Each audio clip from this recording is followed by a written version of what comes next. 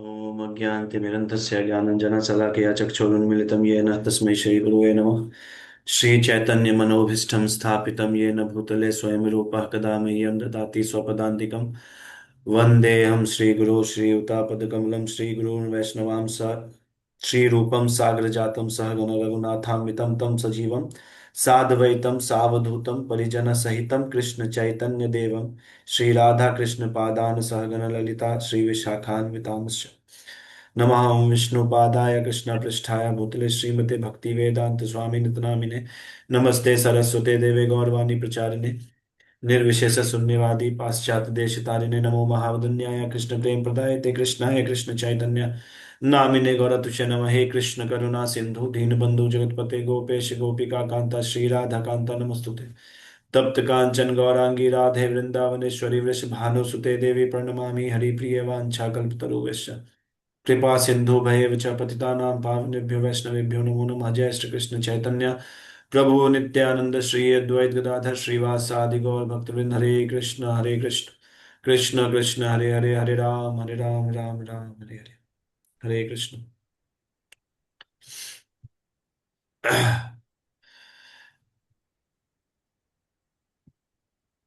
हम लोग पढ़ रहे हैं भगवत गीता अध्याय 2,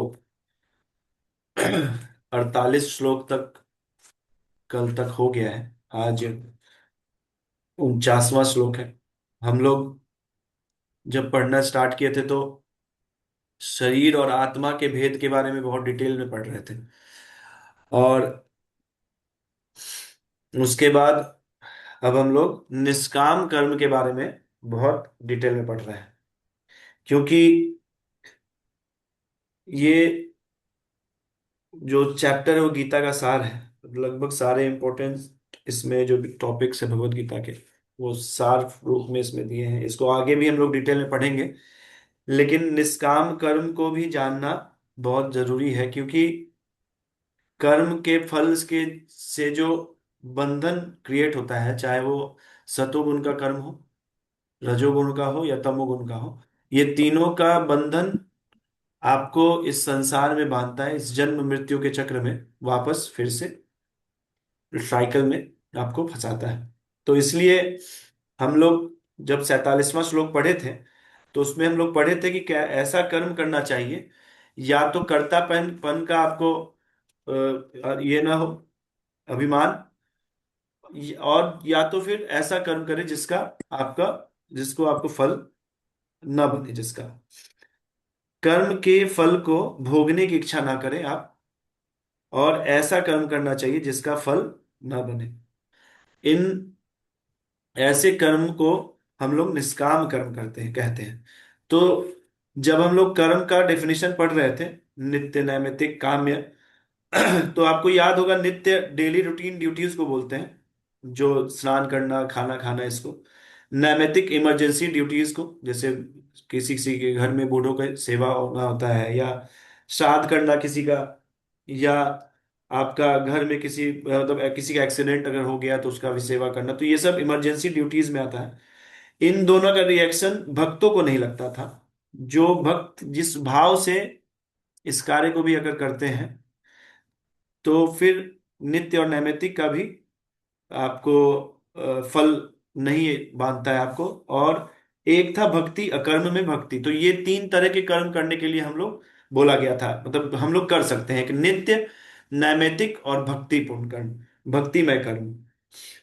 तो इनके अलावा एक तो शास्त्र के विरुद्ध कर्म का बात ही नहीं हो रहा, क्योंकि वो तो विकर्म होता है, उसको तो कर्म कहते ही नहीं है, उसको विकर्मता कहते हैं, तो इसको तो नहीं करना होता है। लेकिन इसमें भी एक एक कर्म होता है जो शास्त्र निहित ही होता है, शास्त्र के अकॉर्डिंग सही होता है, लेकिन वो कामना से ड्रिवन रहता है, कामना ही क्रिएट उसको करता है, तो उसको काम्य कर्म करते हैं। तो काम्य कर्म जो है, डिजायर्ड ड्यूटीज, ये ना तो डेली रूटीन ड्यूटीज होता है और ना ही इमरजेंसी ड्यूटीज होता है, लेकिन इसको अपना इच्छा, जैसे अपना इच्छा होता है क्रिएट, तो बड़ा घर खरीदना, बड़ा कार खरीदना, लड़की का बहुत भव्य शादी करना, बहुत बच्चे को फॉरेन में पढ़ाना, तो ये ऐसे ऐसे कुछ कुछ काम्य कर्म जो अपने इच्छाओं से उत्पन्न जो कर्म होता है उसको काम्य कर्म कहते हैं, जो कि शास्त्र के इसमें पाप नहीं है, लेकिन कामना से ड्रिवन है, तो इसलिए उसको काम्य कर्म कहते हैं, जो इसका भी बहुत बहुत भारी रिएक्शन बनता है। एक सेकेंड होल्ड कीजिए।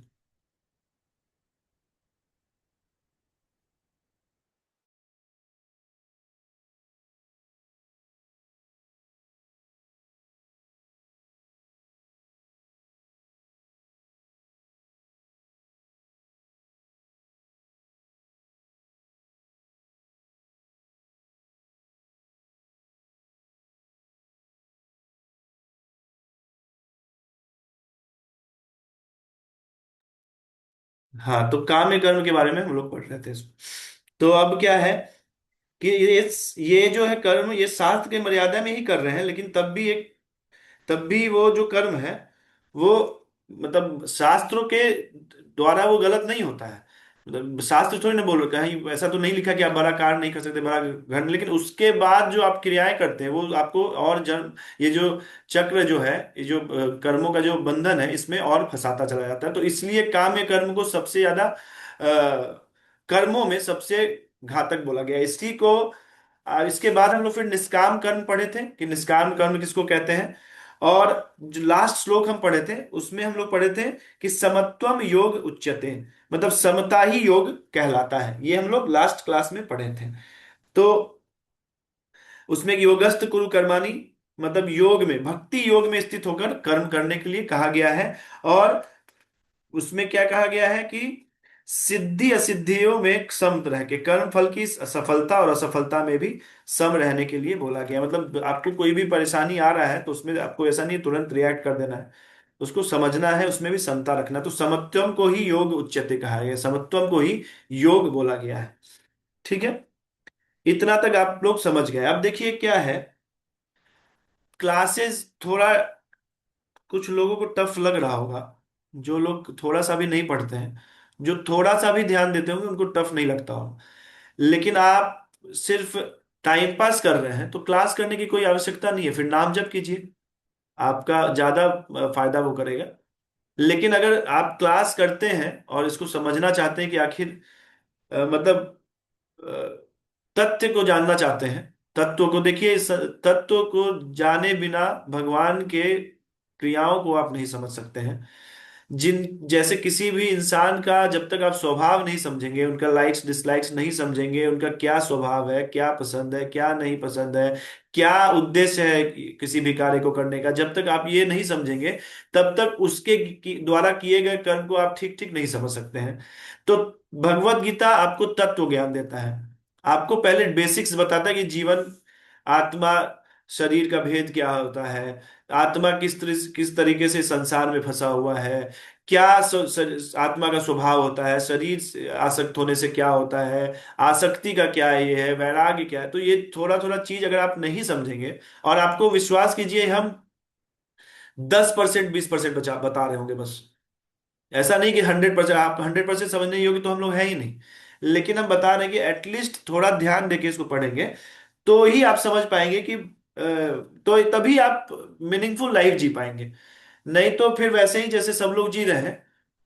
अभी हम लोग देखेंगे, अभी डेफिनेशन इस श्लोक में, कृपणता किसको कहते हैं, क्या क्या है जो हम लोग को ऐसे संसार में बांधा हुआ है, इसको हम लोग आगे अभी पढ़ेंगे श्लोक में। तो इस जो श्लोक का क्या है, संशय जो क्रिएट होगा एक हम लोगों में या अर्जुन में हुआ था, उसी का, इसी से तीसरा अध्याय का पहला श्लोक स्टार्ट हुआ है। मतलब तीसरा अध्याय इसी श्लोक के बेस पे स्टार्ट हुआ है। दूसरे अध्याय का 49वां श्लोक जो है, दूरेण हि अवरम कर्म बुद्धि योगान योगात धनंजया बुद्धो शरणम अनिवच्छ अनिविच्छ कृपणः फल हेतवा। ये जो श्लोक है, इस श्लोक से एक डाउट क्रिएट होता है जो कि अर्जुन तीसरे अध्याय के पहले श्लोक में पूछते हैं।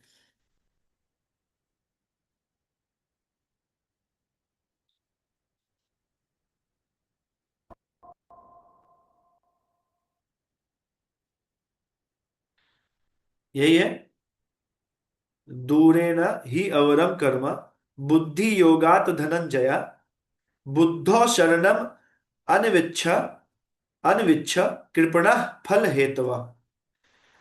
दूरेण हि अवरम कर्म बुद्धि योगात धनंजय, बुद्धो शरणम अन्विच्छ कृपणः फल हेतवा। हे धनंजय, भक्ति के द्वारा समस्त गर्हित कर्मों से दूर रहो और उसी भाव से भगवान की शरण ग्रहण करो। जो व्यक्ति अपने सकाम कर्म फलों को भोगना चाहते हैं वे कृपण हैं। वे कृपण को, कंजूस को हम लोग कृपण कहते हैं, कंजूस व्यक्ति को हम लोग कृपण कहते हैं। तो क्या बोला गया यहाँ कि जो व्यक्ति अपने सकाम कर्म फलों को भोगना चाहते हैं उसको कंजूस कहा गया है। अब आप लोग को ये समझ में नहीं आ रहा क्यों ऐसा कहा गया है। हम लोग अब समझेंगे इसको कि क्यों ऐसा कहा गया है, क्यों सकाम कर्म के फलों को, जो व्यक्ति सकाम कर्म फलों को भोगना चाहते हैं वे कंजूस हैं। क्या है? कृपणा, कंजूस व्यक्ति है। ये बोला गया है सकाम कर्म के फलों को भोगने वाला को। देखिए श्लोक में क्या बोलते हैं भगवान कि हे धनंजय, धनंजय ही कर्म बुद्धि योगात, क्योंकि काम्य कर्म, यहां जो कर्म है इसको काम्य कर्म कहा गया है।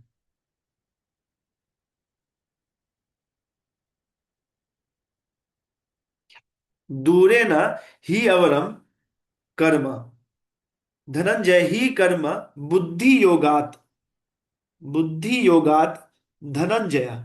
तो धनंजय तो हो गया कि हे धनंजय ही, ये देखो ही प्लस अवरम है ये, ठीक है। ही मतलब क्योंकि, निश्चय ही, अवरम मतलब अवरम अभी नहीं देखेंगे। देखिए ही कर्म बुद्धि योगात मतलब क्योंकि काम्य कर्म निष्काम कर्म योग से दूरेना अवरम अति निकृष्ट है। दूरेना अवरम, दूरेना अवरम मतलब बहुत ही निकृष्ट है। मतलब क्या है? देखिए काम्य कर्म जो है वो निष्काम कर्म से बहुत निकृष्ट है। मतलब निकृष्ट क्या है? काम्य कर्म, ये बोला गया है अभी, ठीक है। अगर संस्कृत किसी को नहीं भी समझ में आता तो हिंदी हिंदी कम से कम सुनते रहिए कि धनंजय, अर्जुन को बोलते हैं भगवान, हे धनंजय ही कर्म बुद्धि योगात दूरेना अवरम, मतलब कि काम्य कर्म जो है इसको, इस अति निकृष्ट समझो निष्काम कर्म से, निष्काम कर्म योग से। तो कौन श्रेष्ठ हुआ? निष्काम कर्म योग। कल एक लोग पूछ रहे थे कि भगवान से कुछ मांगना चाहिए कि नहीं, तो अगर मांग दिए तो फिर निष्कामता नहीं है। ठीक है, मतलब हम आपको ये भी बताया था कि ठीक है किसी को अगर मांगना भी तो भगवान से ही मांगे, लेकिन भगवान इसमें क्या बोल रहे हैं कि निष्कामता होना चाहिए आपके कर्मों में। चाहे ये सिर्फ, चाहे किसी भी प्रकार का आप कर्म कर रहे हैं वो कामना से रहित रहना चाहिए। इसको प्रैक्टिस करना चाहिए अपने मतलब अपने जीवन में भी कि कामना रहित कार्य हम लोगों को करना चाहिए। बहुत इच्छा से ड्रिवन कार्य नहीं होना चाहिए। जरूरत हो, जैसे कल एक लोग बता रहे थे कि उनको कहीं जाना पड़ा किसी लोगों के साथ, तो वो आपके इच्छा से नहीं हुआ, लेकिन आपको लगा कि जरूरी है कि मान लीजिए बच्चे हैं और अगर घर के लोग हैं अगर जाना चाह रहे हैं तो फिर आप उसको कर्तव्य बुद्धि से कर दिए। लेकिन अगर आपका इच्छा से वो ड्रिवन नहीं है तो निष्कामता ही हुआ वो, क्योंकि आपका इच्छा नहीं था, लेकिन क्योंकि भगवान आपको ऐसे सिचुएशन में रखे हैं जहां कभी कभी किसी किसी कार्य को करना पड़ता है। ब्लैक एंड व्हाइट नहीं होता है, ग्रेज जो जो पार्ट होता है चीज को उसी को समझना इंपॉर्टेंट होता है। ब्लैक एंड व्हाइट तो कोई भी समझ लेगा, ऐसा नहीं जाना चाहिए, मूवी नहीं जाना चाहिए। अब किसी के पिता है जो एकदम अंतिम स्टेज में है, उनको मूवी देखने का इच्छा कर गया, बोला भाई हमको उनका वो वाला मूवी दिखा दो। अब आप पढ़ लिए कि मूवी नहीं देखना चाहिए, तो ये ब्लैक एंड व्हाइट में आप बोलेंगे भाई नहीं जाएंगे हम। तो नहीं, इस केस में आपको सेंसिबल इंसान क्या करेगा? भाई इच्छा नहीं है लेकिन क्योंकि पिता का लास्ट समय चल रहा है, इनका इच्छा है, तो ऐसा ऐसा कभी कभी ऐसा कुछ कुछ सिचुएशन आता है जहां पे आपका वो इग्नोर नहीं किया जा सकता है, तो उसको आप बिना इच्छा के कर्तव्य समझ के कर देना चाहिए। ऐसे ही आपको बहुत सारा कार्य है जब आपको ये इंटरनली देखना पड़ेगा कि आपका इच्छा है या आप कर्तव्य बुद्धि से आपको मतलब करना पड़ रहा है। ये आपको समझना बहुत इंपॉर्टेंट है कि आप इसको समझिए कि इच्छा किधर आपका जा रहा है। ठीक है, तो भगवान इसको साफ साफ बताते हैं कि बुद्धि योग से, बुद्धि योग के बल पे आपको समझिए कि, देखिए योग हम लोग पिछले क्लास में बहुत डिटेल में पढ़े हैं, उसको हमेशा बुद्धि में रखिएगा धीरे धीरे। देखिए ये दूसरा अध्याय आपको थोड़ा सा इसलिए ये लग रहा है, थोड़ा सा थोड़ा टफ लग सकता है कभी कभी, कि एक तो क्या है, इसको अचानक से हम लोग भगवत गीता पढ़ना स्टार्ट किए सबसे पहले दूसरे अध्याय से। पहला पार्ट तो ये है कि आदत तो है नहीं इतना बुद्धि लगाने का, कुछ ऐसा हम लोग आज तक भक्ति को समझते थे कुछ ऐसा ही बस, कुछ भी क्रियाएं हम लोग कर रहे हैं भावना स्तर पे। भाव उत्पन्न तब होता है जब आप किसी चीज को जानेंगे। अब हम लोग, श्रद्धा तो हो गया है, अब श्रद्धा से हम लोग को साधु संग मिला। जैसे हम लोग को ये साधु संग ही तो प्रभुपाद जी को पढ़ रहे हैं, विश्वनाथ चक्रवर्ती ठाकुर जी को पढ़ रहे हैं, तो साधु संग मिला। साधु संग से क्या हुआ कि नाम जब स्टार्ट हुआ, अनर्थ निवृत्ति थोड़ा बहुत खत्म होना स्टार्ट किया, तो धीरे धीरे क्या है, श्रद्धा बढ़ रहा है। तो देखिए भाव का स्तर बहुत ऊपर होता है अभी और इसके बाद भी बहुत सारे स्टेजेस है। आपको हम बताए थे नवधा भक्ति किसको होता है, 9 स्टेजेस ऑफ भक्ति आपको बताए थे हम। तो इसमें सबसे पहले श्रद्धा, फिर साधु संग, अनर्थ निवृत्ति, भजन क्रिया, अनर्थ निवृत्ति, ऊपर तो आसक्ति, रुचि, भाव, प्रेम, और एक है, एक और है, चार ऊपर चार, एक हम हमेशा भूल जाते तो एक है। तो क्या है कि धीरे धीरे श्रद्धा का स्तर बढ़ेगा। तो अभी क्या है कि अभी हम लोग को, हम लोग जिस भी स्टेज पे हैं अभी श्रद्धा ही नहीं है अभी अच्छे से, तभी तो हम लोग अभी कल भी बोल रहे थे कुछ लोग ना कि क्लास नहीं कर पा रहे हैं, समय नहीं मिल पा रहा है। तो देखिए जब श्रद्धा धीरे धीरे बढ़ेगा ना, तो आप देखिए हमें ऐसा नहीं कि बस हम आपको ये जबरदस्ती का कुछ कह रहे हैं, ये देखिए ये आप खुद से अनुभव करेंगे, जैसे श्रद्धा बढ़ेगा ना आपको समझ में आएगा कि भगवान का कथा सुनना कितना इंपॉर्टेंट है आपके लिए, क्यों हमको समय निकाल के साधु संग करना जरूरी है, क्यों हमको धाम जाना चाहिए। तो आप सब ये धीरे धीरे आप समझेंगे। लेकिन हम आपको बता रहे, थोड़ा सा बुद्धि भी लगा के इसको, श्लोक को समझने का कोशिश कीजिए और अपने जीवन में इसको उतारिए। तो क्या है कि भगवान बोले कि बुद्धि योग के बल पर आपको क्या समझ लेना है कि काम्य कर्म जो है वो निकृष्ट है, अत्यंत निकृष्ट है। किससे? निष्काम कर्म से। ये हो गया पहला चीज। अब क्या बोले कि इसलिए, अतएव इसलिए, बुद्धो शरणम, बुद्धो शरणम अनविच्छा। सीधा सीधा ले लीजिए, पहले पहला पार्ट आप समझ गए, पहला लाइन सिंपल है। किसी को है ऐसा जो नहीं समझ में आया? प्लीज आप क्वेश्चन कीजिएगा, अगर नहीं समझ में आएगा हमको उसको बताएंगे, क्योंकि ये क्लास सिर्फ भगवत गीता खत्म करने के लिए नहीं है। हर एक श्लोक के बाद हमारा जो भगवान के प्रति श्रद्धा है वो बढ़े, और हमारे जीवन में चेंजेस दिखे, हमारे क्रियाओं में, हमारे परसेप्शन में चेंजेस दिखना अब बहुत अत्यंत आवश्यक है। तभी आप ठीक ठीक भगवत गीता पढ़ रहे हैं। हम आपको पहले ही बताए थे, मेरे गुरुदेव बोलते हैं कि हर एक शास्त्र के हर एक लाइन के बाद एटीट्यूड चेंज हो जाना चाहिए। तो उसका चिंतन थोड़ा कीजिए, खुद से पढ़िए। थोड़ा सा, थोड़ा सा मेहनत है, ऐसा नहीं कि हर दिन आपको पढ़ना है एकदम बोर्ड के एग्जाम की तरह। अगर आप 10 मिनट भी हर दिन पढ़ ले रहे हैं तो आपको नया नया डाउट्स क्रिएट होगा। पूछिए फिर फोन करके, हम तो ऐसा तो नहीं है कि हम बहुत बड़े महंत है कि आप हमसे पूछ नहीं सकते हैं। हम तो वेट करते हैं कि कोई फोन करके पूछे कुछ हमसे। तो बताया गया कि बुद्धो शरणम अनविच्छा। अब वह बुद्धो यहाँ पे निष्काम कर्म को कहा गया है। ऊपर जो है बुद्धि योग जो है, इसको अलग अलग आप समझ सकते हैं। बुद्धि योग भक्ति को अभी आप समझ सकते हैं, और कि भक्ति भाव से, भगवत अर्पित निष्काम कर्म योग से, बुद्धो शरणम अनिविच्छा। निष्काम कर्म मतलब ऐसा जो भक्ति भाव में था, ऐसा जिसमें आप, भाव क्या है आपको पता है कि काम्य कर्म जो है निकृष्ट है और निष्कामता करना है, ऐसा भाव जब उत्पन्न हो जाए तो इससे किसका आश्रय ग्रहण करना चाहिए? भगवान का आश्रय ग्रहण करना चाहिए। इस चीज को लेके, क्या चीज को लेके? कि काम्य कर्म निकृष्ट है, और बुद्धि योग से इसको आप, इस बुद्धि योग के बल पे आप समझ गए कि निष्कामता ही जीवन का सार है, निष्कामता रहना चाहिए, काम्य कर्म नहीं करना चाहिए। ठीक है, अभी हम और डिटेल में धीरे धीरे समझ लेंगे, इस श्लोक खत्म होते होते आपको समझ में आ जाएगा।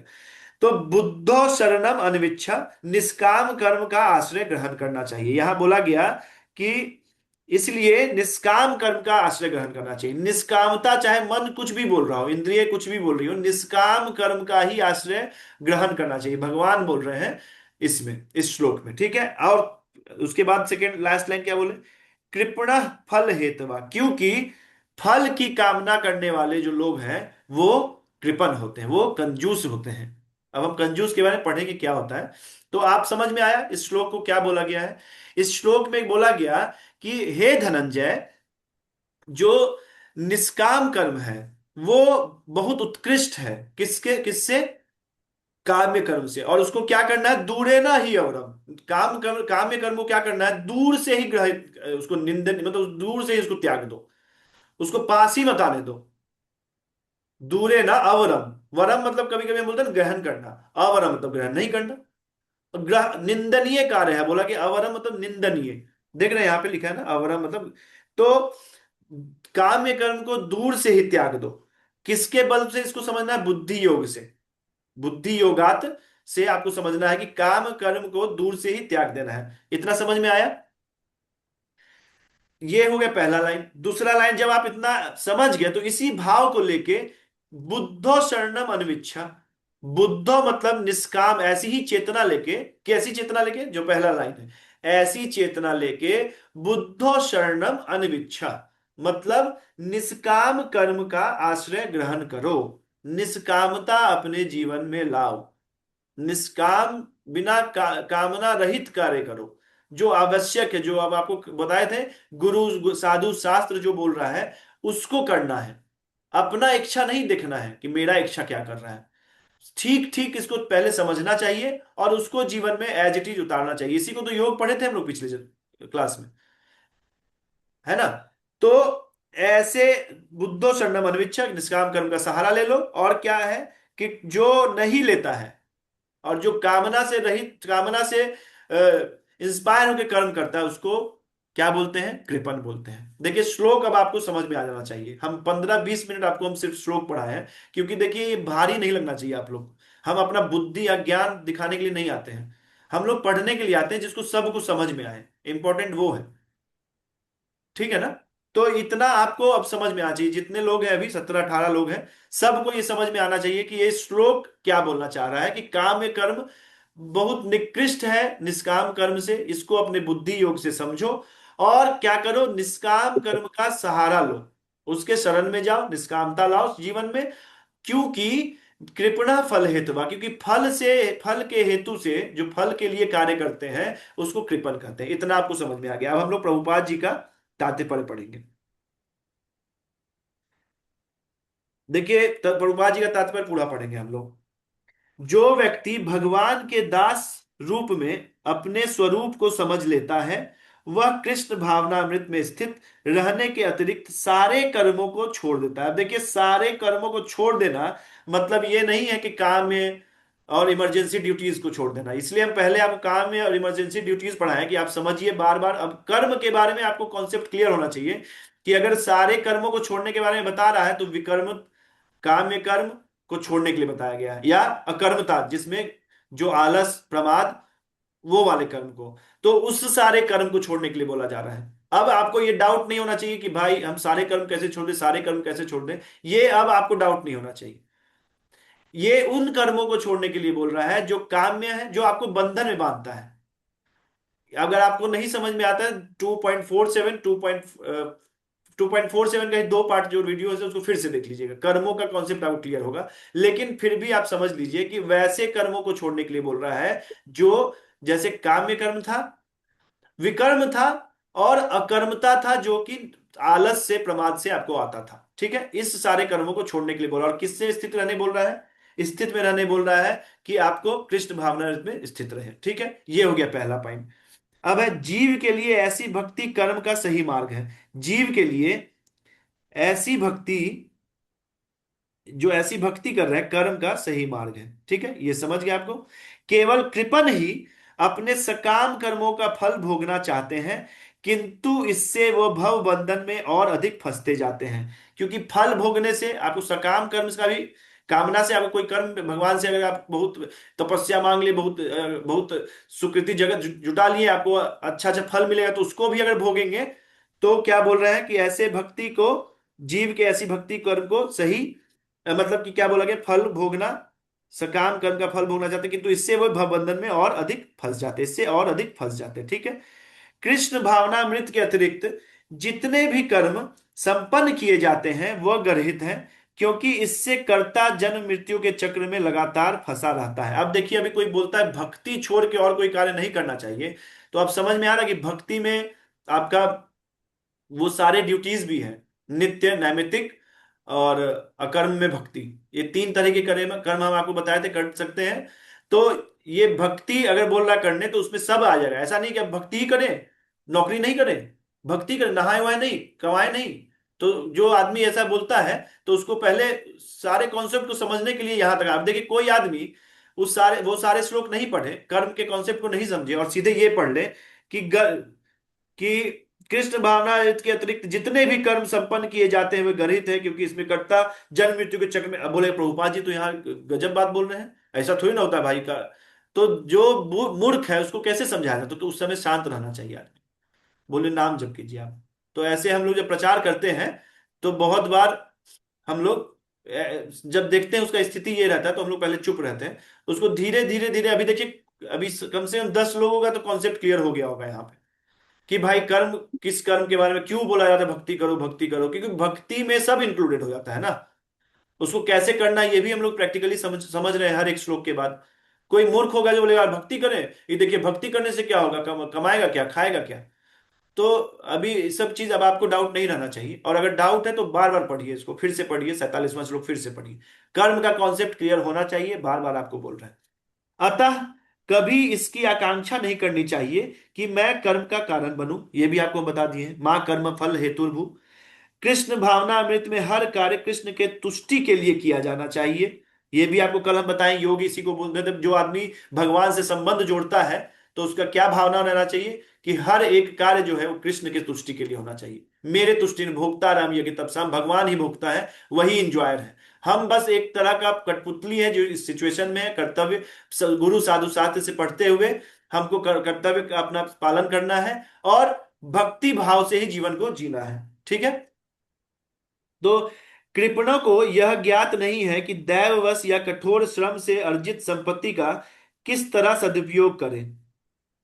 कृपणों को यह ज्ञात नहीं है कि दैववश या कठोर श्रम का अर्जित, जो हम लोग बहुत कठोर श्रम करके जो अर्जित करते हैं, उसका सदुपयोग कैसे करना है, उसको, जिसको नहीं पता उसको भी कृपण कहते हैं, उसको भी कंजूस कहते हैं। मनुष्य को अपनी सारी शक्ति कृष्ण भावनामृत, देखिए जहां कृष्ण भावनामृत है वहां भक्ति समझ लीजिए आप, या भगवान की सेवा को समझ लीजिए, क्योंकि कृष्ण भावनामृत के वही डिफिनेशन है। कृष्ण भावनामृत अर्जित करने में लगानी चाहिए। ठीक है, हमारा जितना भी हमको इंद्रिय मिली है, आंख अच्छी है तो भगवान का ये रूप देखना चाहिए, जवान मिला है तो नाम जप लेना चाहिए, शरीर अच्छा है तो खूब परिक्रमा करना चाहिए, तो सब कुछ, पैसा मिला है तो खूब साधु सेवा करना चाहिए, शास्त्र वितरण करना चाहिए, खूब भगवान का सेवा में खर्च करना चाहिए, जितना हो सके अर्जित करने में लगानी चाहिए। तभी आप कृपण नहीं होंगे, इससे उसका जीवन सफल हो सकेगा, इससे उसका जीवन सफल हो सकेगा। अब इसमें कोई नहीं बोल रहा है आपको नौकरी छोड़ने, पत्नी का सेवा नहीं करने, घर का बच्चों को अच्छा जगह नहीं पढ़ाने, इसको कोई आपको बोला क्या? ऐसा कोई नहीं बोला, क्योंकि हम लोग अब कर्म का कॉन्सेप्ट क्लियर है हम लोग को। अब हम लोग समझ रहे हैं कि क्या, कैसे जीवन को हम लोग को जीना है। कृपणों, अब देखिए जो कोई क्लास नहीं किया है और उसको आप जाके प्रचार कीजिए कि भक्ति करना चाहिए, भक्ति से सब कुछ मिल जाएगा, तो उसको कैसे समझा पाएंगे? आप नहीं समझा पाएंगे ना। तो इसीलिए हर एक आदमी को हर स्तर पे नहीं बताया जाता, कभी कभी नाम जप के लिए उसको बोला जाता है, तो इससे उसका जीवन सफल हो सकेगा। कृपणों की भांति अभागे व्यक्ति अपने मानवीय शक्ति को भगवान की सेवा में नहीं लगाते हैं। मतलब कृपण किसको कहा गया? जो आदमी को सब कुछ मिला है, लेकिन वो अपने भोग में सारा चीज अपने भोग के लिए यूज कर रहा है, किसी भी तरीके से भगवान का सेवा नहीं कर रहा है, तो उसको क्या कहा गया? कृपण कहा गया। इसको हम लोग अभी विश्वनाथ चक्रवर्ती ठाकुर जी के टीका से पढ़ेंगे, जो कि बहुत आवश्यक है। हम जनरली आप लोगों को नहीं पढ़ाते हैं, लेकिन आज हम उसको पढ़ेंगे, क्योंकि इससे आपको कृपणता का डेफिनेशन समझ में आएगा।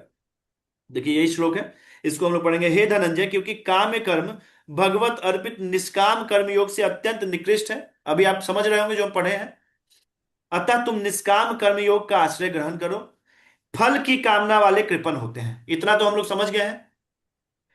अब इसमें भावानुवाद में क्या करते हैं? भावानुवाद में सकाम कर्म की निंदा करते हुए श्री भगवान दूरेना इत्यादि कह रहे हैं, काम्य कर्म कर्म अवरम अर्थात अति निकृष्ट होता है। काम्य कर्म अति निकृष्ट होता है।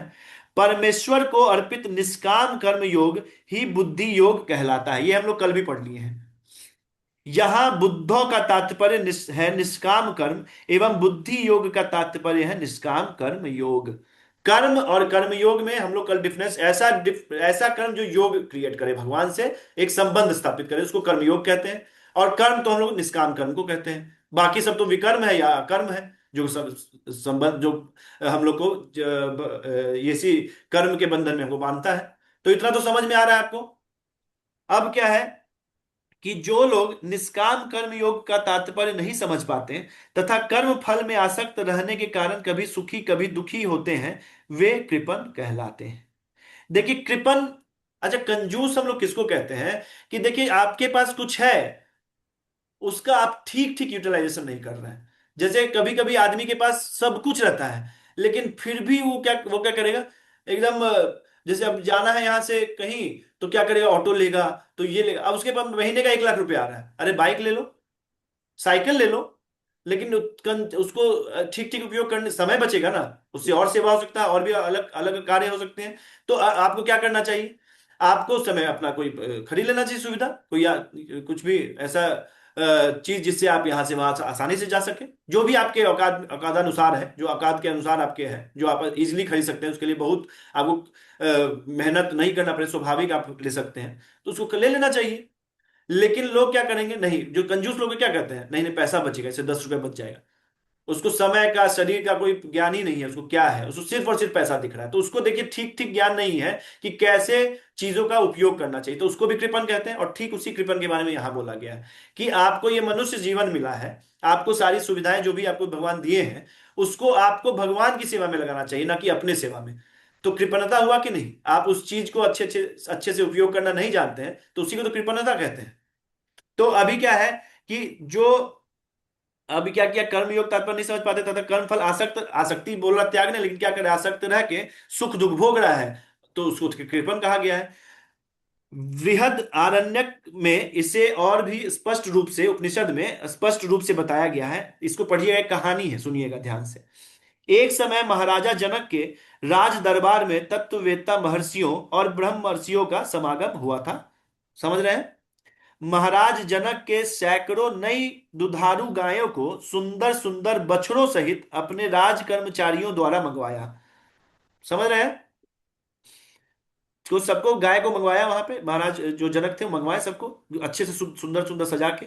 सभी गायों को सिंग सोने से एवं खुर, जो पैर के नीचे जो खुर होता है, उसको चांदी से मढ़े हुए थे।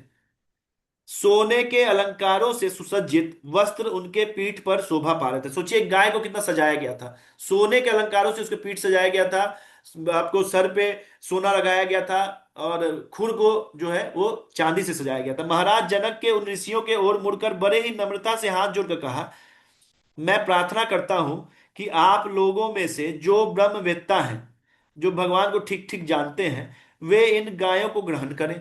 अब बोले कि भाई आप लोग सारे ऋषि मुनि आए थे, आप बोले कि भाई जितने भी तत्ववेत्ता महर्षि और ब्रह्मर्षि थे, बोले कि आप में से जो भी तत्ववेत्ता है, वो अपने से गाय को ग्रहण कर लें, जो अपने आप को समझते हैं ऐसा। सभासदों में परस्पर कानाफूसी होने लगी। कोई भी सहसा अपने को ब्रह्मवेत्ता बताकर गायों को ले जाने के लिए खड़ा नहीं हुआ। महाराज ने पुनः उनकी ओर गंभीर मुद्रा में देखा। इस बार महर्षि वल्क्य ने याज्ञवल्क्य ने उठकर अपने छात्रों को संबोधित करते हुए कहा, बटु, इन गायों को हाँक कर मेरे आश्रम ले चलो। याज्ञवल्क्य जो है ऋषि बोले कि ठीक है, कोई नहीं उठा तो बोला ठीक है भाई, तुम गाय को उठा के ले चलो मेरे साथ। ऐसा सुनकर महर्षियों ने उनका प्रतिवाद किया और कहा, क्या आप ब्रह्मवेत्ता हैं? रोका उसको, बोला कि क्या आप ब्रह्मवेत्ता हैं?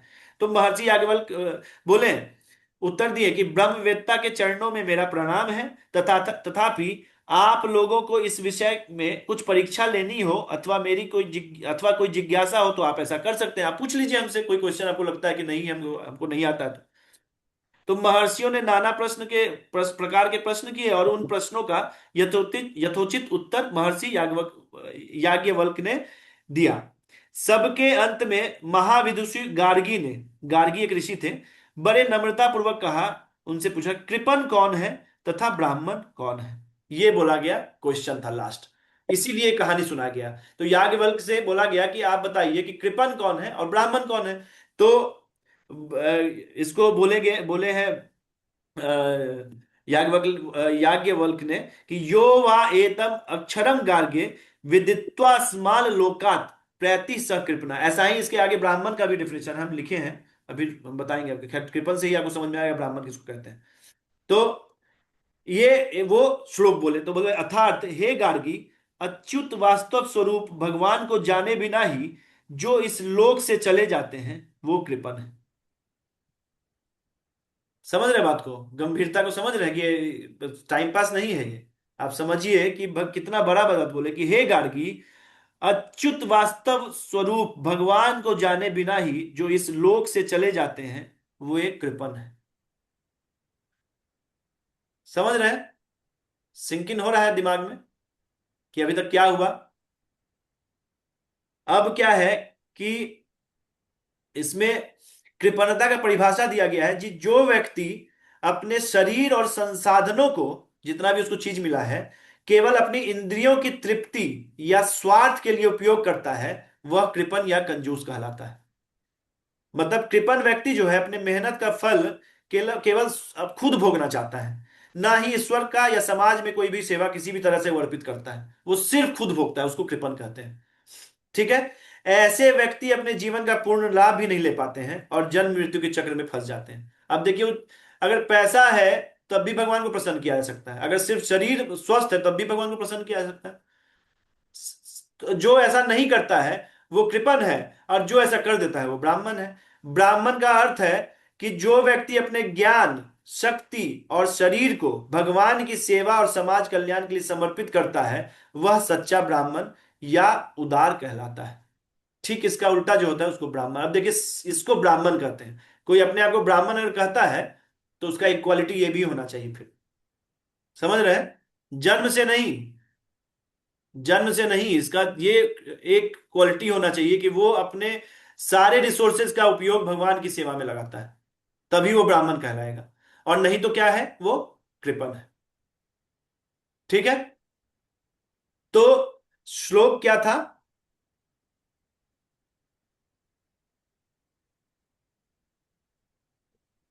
श्लोक था कि दूरेना ही अवरम बुद्धि योग धनंजय,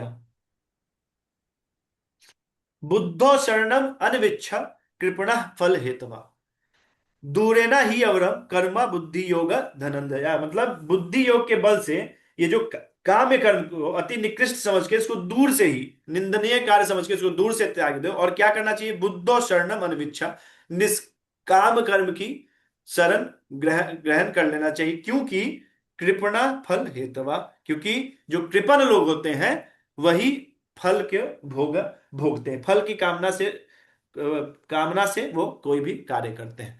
तो उसको क्या कहते हैं? कृपण है। तो हम लोग को कृपण नहीं, ब्राह्मण बनना है। भगवत गीता इसलिए पढ़ना है कि हम लोग में जो निष्कामता आए और हम लोग भगवान की सेवा में हमेशा तत्पर रहें। और इसीलिए प्रभुपाद जी बोले आपको कि सारे कर्म को छोड़ देना चाहिए। कौन सा कर्म को छोड़ करना चाहिए? स्थित रह के अतिरिक्त सारे कर्म को छोड़ देना चाहिए। वो सारे कर्म जो आपको बंधन में बांधता है। बाकी जीव के लिए भक्ति कर्म का ही सही मार्ग है। और क्या बोले, एक चीज और कि, क्या बोले एक चीज और, केवल कृपण ही है नहीं, कृष्ण भावना में एक चीज बोले थे ना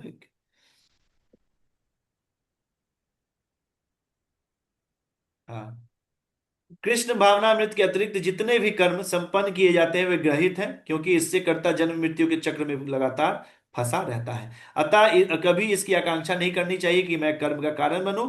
कृष्ण भावनामृत में हर कार्य कृष्ण की तुष्टि के लिए किया जाना चाहिए। कृष्ण को यह ज्ञात नहीं है, वह जो भी उसको फल मिलता है वो क्या करता है? वो अपने भोग में जुटा लेता है।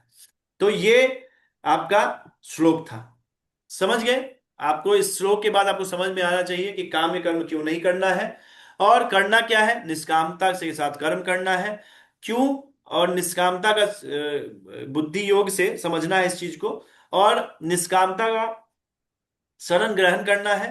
क्यों? क्योंकि जो भोगी, जो कृपण है, जो ब्राह्मण है वो ऐसा करते हैं, जो कृपण है वो क्या करते हैं, वो भोग भोगते हैं अपना स्वजन का, और कोई भी कार्य न समाज के हित के लिए करते हैं, न अपने ये भगवत प्राप्ति के लिए कुछ करते हैं, न भक्ति के लिए कुछ करते हैं, तो उसको कृपण कहते हैं। ये भगवत गीता का श्लोक है, भगवान इसको बोले हैं। और भगवत गीता आपको हम बता चुके हैं कि ये हर एक संप्रदाय इसको अपने इष्ट ग्रंथ को प्रूव करने के लिए यहां से कोट करते हैं। तो समझ लिए कितना इंपॉर्टेंस है इसका, कितना इंपॉर्टेंस है।